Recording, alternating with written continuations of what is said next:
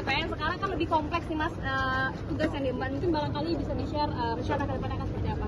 Iya, tentu pertama saya harus segera mempelajari tugas, apa saja yang menjadi kewenangan sekaligus juga wilayah koordinasi yang harus saya jalankan.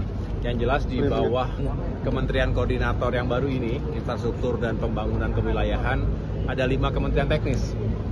Yang pertama ATR BPN, tentu saya sudah cukup menguasai karena 8 bulan terakhir ini secara langsung saya jalankan leadership, manajemen, dan juga turun ke lapangan sehingga paling tidak sedikit banyak memahami peta masalah dan solusinya apa. Tapi yang kedua, perhubungan, saya ulangi, pekerjaan umum dulu, PU dulu, kemudian perumahan rakyat termasuk juga kawasan permukiman, baru transmigrasi dan perhubungan. Jadi itu semua memiliki rentang tugas yang begitu luas dan saya rasa waktu yang terbaik untuk bisa segera belanja masalah di minggu-minggu pertama ini, saya akan juga keliling ke kementerian tadi karena secara langsung bisa mendengarkan paparan sekaligus juga masukan dari jajaran yang sudah dulu established ya, karena kalau Kemenko ini kan benar-benar baru. Jadi saya sendiri harus menata dari awal supaya ajak terlebih dahulu, tapi juga tidak menunggu itu selesai baru kita bekerja, kita sambil turun ke lapangan dan saya rasa itu yang paling baik untuk kita lakukan sekarang. Mas, kantornya di mana Mas? Maksudnya yang dititipkan oleh Pak Prabowo adalah percepatan terkait dengan proyek-proyek infrastruktur yang sudah berjalan selama. Iya, itulah saya harus memetakan dengan detail proyek-proyek infrastruktur terutama juga yang sifatnya strategis secara nasional yang tengah berjalan saat ini, mana saja yang harus segera kita kawal untuk dituntaskan dalam waktu dekat, tapi juga secara bersamaan kita harus menetapkan roadmap yang juga disesuaikan dengan visi misi beliau, dengan asta-cita, termasuk juga sejumlah program strategis yang beliau sampaikan di saat kampanye.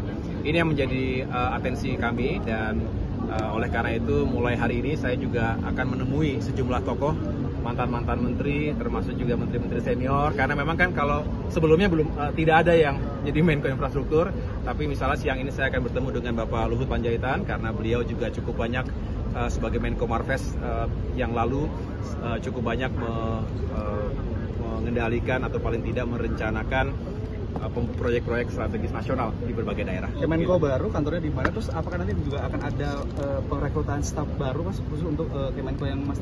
Iya, tadi saya baru bertanya langsung kepada Mensesnek ya, untuk lokasi kantor Kemenko Infrastruktur dan Pembangunan Kewilayahan ini direncanakan di kantor Kemenko Maritim dan Investasi, Marves. Jadi tempat Pak LBP yang lalu dan kami akan bergabung di sana. Oleh karena itu mulai hari ini saya akan cek dulu lokasinya seperti apa karena tentunya harus mengetahui kondisi awal. Selebihnya kita juga akan fokus pada penyusunan strukturnya. Struktur baru ini sekali lagi masih dalam tahapan awal, tapi paling tidak saya sudah mendapatkan penjelasan terlebih dahulu dari Pan RB mana saja yang bisa digabungkan atau diakomodasi dalam Kemenko Infrastruktur yang baru ini.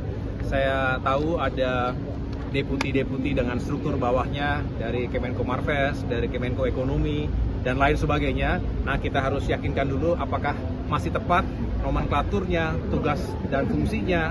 Baru kita bicara secara bersamaan orang-orangnya siapa.